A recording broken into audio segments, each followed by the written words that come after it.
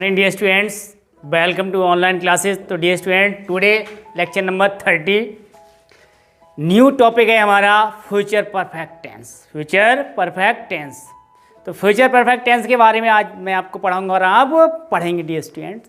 तो future tense की जो हिंदी वाक्य होते हैं डियर स्टूडेंट्स, उनकी पहचान क्या होती है डियर स्टूडेंट्स. तो फर्स्ट पॉइंट है हमारा कि इस काल के हिंदी वाक्यों के अंत में प्रायः चुका होगी, चुके होंगे, चुका होगा, दिया होगा, दिया होगा, किया होगा आदि शब्द आते हैं. तो फर्स्ट पहचान थी हमारी डियर स्टूडेंट. सेकंड पहचान क्या है डियर स्टूडेंट्स?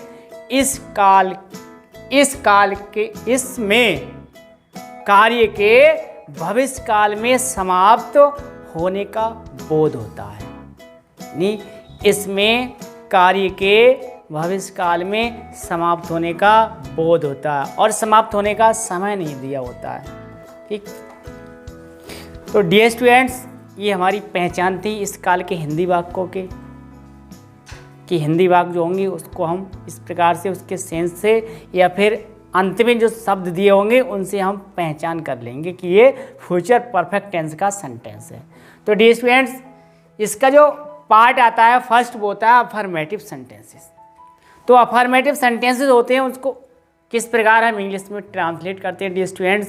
तो इसका रूल हमारा जो फर्स्ट होता है आई तथा बी के साथ जो हमारी एच बी होती है हेल्पिंग वर्ब, वो हम शैल हैव का प्रयोग करते हैं. ये फर्स्ट रूल था हमारा. सेकंड रूल है हमारा कि शेषकर्ताओं के साथ, शेषकर्ता आई बी को छोड़कर, आई और बी को छोड़कर जो हमारे शेष करता है वो उनके साथ जो हमारी एच पी लगेगी वो विल हैव का प्रयोग करेंगे हम डियर स्टूडेंट्स.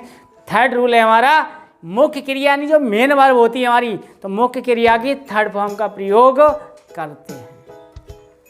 तो इस प्रकार डियर स्टूडेंट स्ट्रक्चर हमारा बनेगा जाके सब्जेक्ट विल हैव या शैल हैव सब्जेक्ट के अनुसार, मेन वर्ब थर्ड, तीसरा रूप वर्ब का, ऑब्जेक्ट अदर वर्ड. तो डियर स्टूडेंट्स एग्जाम्पल के द्वारा थोड़ा एक्सप्लेन करेंगे. तो डियर स्टूडेंट, वह पत्र लिख चुका होगा. तो डियर स्टूडेंट, ये हमारा हिंदी वाक्य है जिसके अंत में आया चुका होगा. फर्स्ट पॉइंट हमारा पहचान का क्लियर हो गया डियर स्टूडेंट. अब सेकंड पॉइंट मैंने आपको राइट कराया, बताया कि इसमें कार्य के भविष्य काल में समाप्त होने का बोध होता है.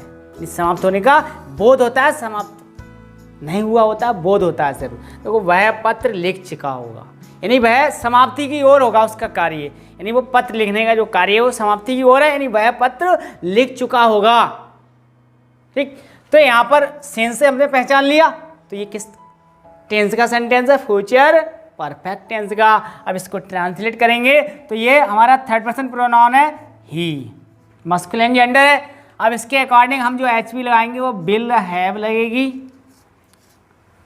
अब मेन वर्ब क्या है? लिखना. तो थर्ड फॉर्म राइट की क्या हो जाएगी डियर स्टूडेंट? रिटन हो जाएगी. अब ऑब्जेक्ट में क्या जा रहा है? क्या लिख रहा है? पत्र लिख रहा है.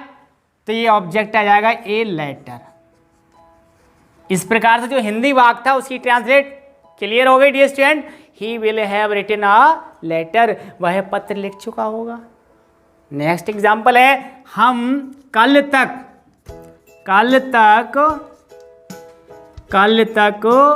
बरेली पहुंच चुके होंगे. तो ये डियर स्टूडेंट सेकंड एग्जाम्पल रहा हमारा. अब इसको ट्रांसलेट करेंगे. हम कल तक बरेली पहुंच चुके होंगे. पहुंच चुके होंगे ना, कल तक पहुंच चुके होंगे.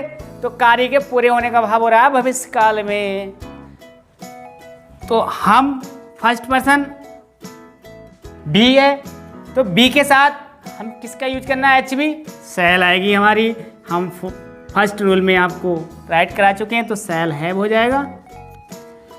अब पहुंचना डियर स्टूडेंट, तो रीच आ जाएगी. फर्स्ट फॉर्म इसकी रीच होती है. अब इसकी हमें थर्ड बनाना है तो रीच्ड हो जाएगी. अब कहाँ जा रहे हैं डियर स्टूडेंट? बरेली जा रहे हैं. तो बरेली इसके. अब इसके बाद में कब तक? कल तक. तो फ्यूचर टेंस में डियर स्टूडेंट्स एक नोट पॉइंट आ रहा है। इस टेंस यानी फ्यूचर टेंस में तक के लिए हम वाई का यूज़ करते हैं। तो तक आया तो हम वाई का यूज़ करेंगे। अब फ्यूचर टेंस में अगर कल शब्द आया हो तो हम टुमारो का यूज करते हैं। तो हमें क्या करना है यहाँ टुमारो। तो डियर स्टूडेंट इस प्रकार जो हिंदी वाक्य था हमारा कि हम कल तक बरेली पहुंच चुके होंगे, we shall have reached Bareilly by tomorrow. इस प्रकार जो ट्रांसलेट थी इट इज क्लियर। नेक्स्ट, इस टेंस में कि जो अफर्मेटिव सेंटेंसेस हैं उसमें हमारा जो सेकंड रूल क्या है डियर स्टूडेंट्स, यानी जो हमारा फोर्थ रूल होगा वो होगा जब हिंदी वाक्य में दो कार्य दिए हों। जब हिंदी वाक्य में अगर दो कार्यों का वर्णन है या दो कार्य दिए हुए हैं तो हम उसको कैसे इंग्लिश में ट्रांसलेट करेंगे डियर स्टूडेंट्स। तो जब दो कार्य हिंदी वाक्य में दिए होते हैं तो जो पहला जो हमारा कार्य होता है अगर वो पहले समाप्त हो जाता है तो उसको तो हम फ्यूचर परफेक्ट टेंस में ट्रांसलेट करते हैं, और जो कार्य बाद में फिनिश होता है यानी बाद में समाप्त होता है उसको हम बनाते हैं प्रेजेंट इंडेफिनिट टेंस में डियर स्टूडेंट। उसको किस में बनाना है हमें, प्रेजेंट इंडेफिनिट टेंस में, यानी जो कार्य बाद में समाप्त होगा। और ये दोनों कार्य जो है कंजक्शन से जुड़े होते हैं, दोनों कार्य कंजक्शन से जुड़े होते हैं। इसमें जो कंजक्शन जो वर्ड आता है हिंदी में वो पूर्व या पहले होता है, यानी पूर्व या पहले के लिए डियर स्टूडेंट्स हम इंग्लिश जब ट्रांसलेट करेंगे तो हमें बिफोर का यूज़ करते हैं। तो डियर स्टूडेंट्स मैंने यहाँ पर थोड़ा एक्सप्लेन किया है कि पहले समाप्त होने वाला जो कार्य है उसको हम फ्यूचर परफेक्ट टेंस में बनाएंगे, और जो बाद में समाप्त होने वाला कार्य है प्रेजेंट इंडेफिनिट टेंस में बनाएंगे हम उसको। अब फ्यूचर परफेक्ट टेंस का स्ट्रक्चर पहले भी मैं आपको राइट करा चुका हूँ, अब यहाँ पर भी मैंने राइट किया है कि सब्जेक्ट विल या शैल हैव, सब्जेक्ट के according verb third, object other word, और प्रेजेंट इंडेफिनिट टेंस का स्ट्रक्चर क्या होगा, सब्जेक्ट वर्ब फर्स्ट, या वर्ब फर्स्ट में एस या एस। अगर सिंगुलर सब्जेक्ट है तो वर्ब फर्स्ट में एस या एस ऐड करना है, और अगर सब्जेक्ट प्लूरल है हमारा पीएस में है तो हमें वर्ब फर्स्ट को लगाना है। उसके बाद ऑब्जेक्ट अदर वर्ड। इसके बाद इसमें जो कनेक्टिंग जो वर्ड होता है, जो कंजक्शन हमारा होता है, जो कंजक्शन का कार्य करता है दोनों वाक्यों को जोड़ने का, तो उसके लिए हम हिंदी वाक्य में पहले या पूर्व शब्द आएगा तो उसके लिए हमें बिफोर लगाना है, और फ्यूचर टेंस में तक के लिए जो है हम बाई का यूज़ करते हैं डियर स्टूडेंट। अब इसको स्ट्रक्चर मैं आपको बना के दिखा रहा हूँ। इसका स्ट्रक्चर क्या बनेगा दोनों वाक्यों का, यानी जब हिंदी वाक्य में दो कार्य दिए हुए हैं तो दोनों का स्ट्रक्चर क्या बनेगा। तो स्ट्रक्चर बनेगा जो कार्य हमारे जो कार्य यानी जो काम पहले फिनिश होगा उसको हम इंग्लिश सेंटेंस में पहले लिखेंगे स्टार्टिंग में। तो उसका बनेगा सब्जेक्ट विल या शैल आएगा, उसके बाद में हैव, ये सब्जेक्ट के अकॉर्डिंग वर्ब थर्ड, ऑब्जेक्ट और अदर वर्ड। इसके बाद में हमारा जो कंजक्शन वर्ड होगा बिफोर, उसके बाद में सब्जेक्ट, फिर वर्ब फर्स्ट लगेगा, या वर्ब फर्स्ट में एस या ईएस लगाएंगे, उसके बाद में ऑब्जेक्ट और अदर वर्ड। डियर स्टूडेंट ये जो है स्ट्रक्चर बनाया कि दोनों वाक्यों का जिनको हम इंग्लिश में ट्रांसलेट करेंगे। तो डियर स्टूडेंट एग्जाम्पल के द्वारा इससे थोड़ा एक्सप्लेन करेंगे। सूर्य छिपने से पहले वे घर पहुंच